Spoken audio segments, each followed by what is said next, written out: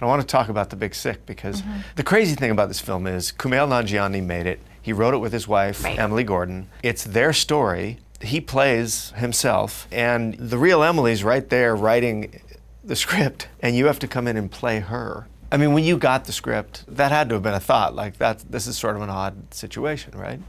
I'll say the Kumail and Emily made it not weird. Right. And Kumail is like a real gentleman, and I think it was harder on him than it was on me. Like when we first did like our kissing scenes or whatever, he made Emily leave set, and I had to be like, dude, it's okay.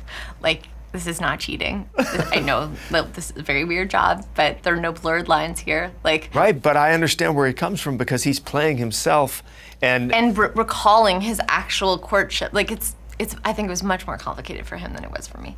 Right. But at the same time, did you have to kind of actively not make it an impression? I think underrepresented in my screen work that is more highly represented in my stage work is the desire to transform myself. And that is very much why I wanted to be an actor in the first place. Is to transform yourself. Yeah. And when I first read the script, I was like, oh good, I can transform myself into whoever Emily is. And then I met Emily and I was like, she's just like me.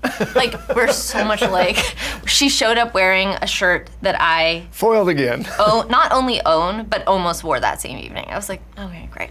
So honestly, and this is gonna sound really crazy, but I thought like, I think this is an opportunity for me to be as relaxed as possible on screen. But I also felt like my voice was really included in the development process after I was cast. I was going to ask you that, if you can turn off your writer brain when you get cast in a film, or if you sort of get involved in that. I don't normally, and I did not write on this at all, but I felt like my brain was really encouraged to be a part of the conversation. Like I said, we would do these long sort of like think tank brainstorming sessions. They were still working on the script up until when we shot. And especially after spending time with Emily and getting to know a little bit about her, I felt like I have to stand up for her in this room. She wasn't always in the room with us because she had a day job writing on a TV show. So sometimes we would do these sessions without her, and I felt like I really had to represent her in the room. And I think it made me a little more forthright than I would have been otherwise.